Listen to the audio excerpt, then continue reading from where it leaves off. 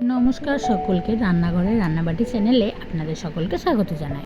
আজ করব চিংড়ির পুর দিয়ে মশলা পটল। দেখো, প্রথমেই কিন্তু পটলগুলোকে আমি ভালো করে ছুলে নিয়েছি, আর চিংড়ি মাছগুলোকেও কিন্তু ভেজে নিয়েছি। বটিতে পেঁয়াজ কুচি, আদা কুচি, রসুন কুচি ভালো করে কুচিয়ে নেব।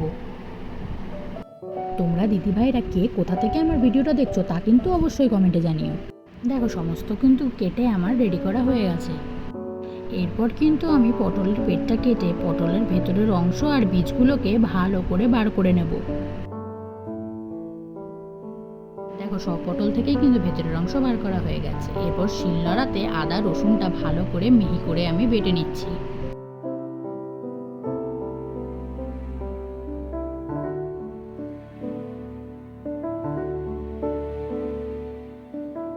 এরপর পটলের ভেতরের অংশটাও ভালো করে বেটে নেব। তারপর শিলনোড়াতে কিছুটা কাঁচা জিরে দিয়ে সেটাও ভালো করে মিহি করে বেটে নেব।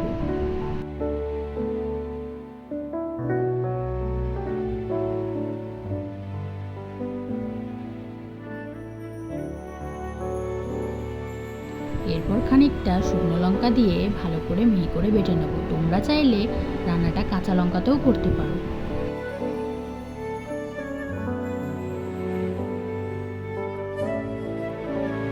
এরপর দেখো, কড়াইতে কিছুটা গরম জল করে তার মধ্যে নুন ছিটিয়ে দেব, আর ছুলে রাখা পটলগুলোকে একে একে কড়াইয়ের মধ্যে দিয়ে দেবো।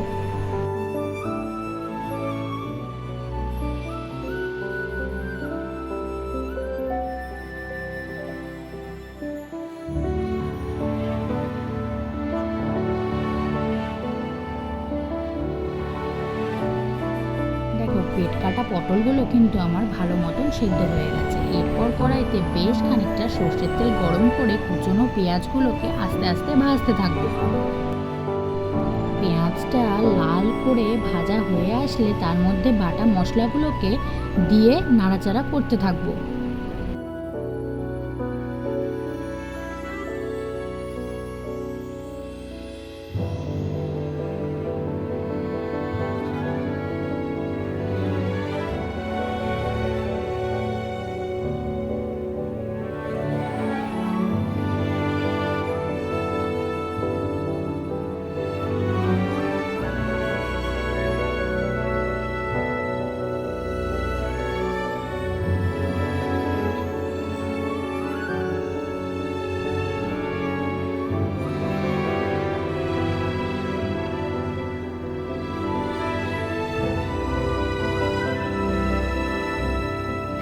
মশলাটা ভালোভাবে কষে এসছে।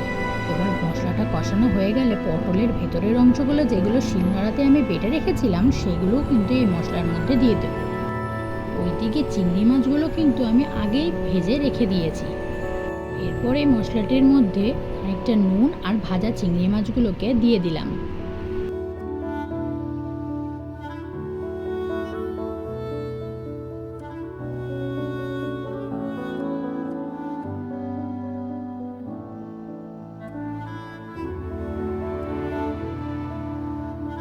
মশলাটা দেখো ভালো করে কষানো হয়ে গেছে। এবার মশলাটা একটা পাত্রে আমি নামিয়ে নিলাম।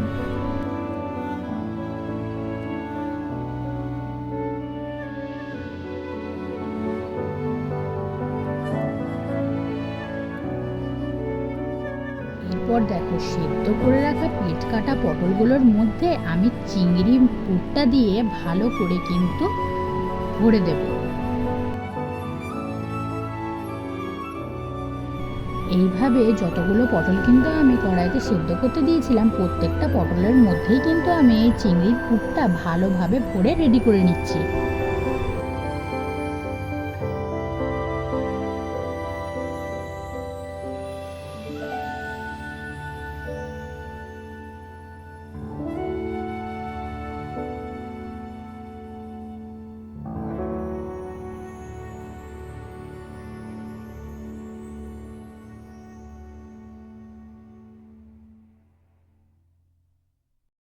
এরপর দেখো, কড়াইতে খানিকটা সর্ষের তেল গরম করে আমরা ওই পুর ভরা পটলগুলোকে কড়াইয়ের মধ্যে ভাজতে দেব। আমার রেসিপিটি পছন্দ হলে অবশ্যই কিন্তু কমেন্টে জানিও, আর আমার চ্যানেলটিকে কিন্তু অবশ্যই সাবস্ক্রাইব করে দিও। ভিডিওটি তোমাদের ভালো লাগলে তোমরা কিন্তু রেসিপিটি অবশ্যই বাড়িতে একবার চেষ্টা করো, আর আমার রেসিপিটি পছন্দ হলে অবশ্যই একটি লাইকও কিন্তু করে দিও।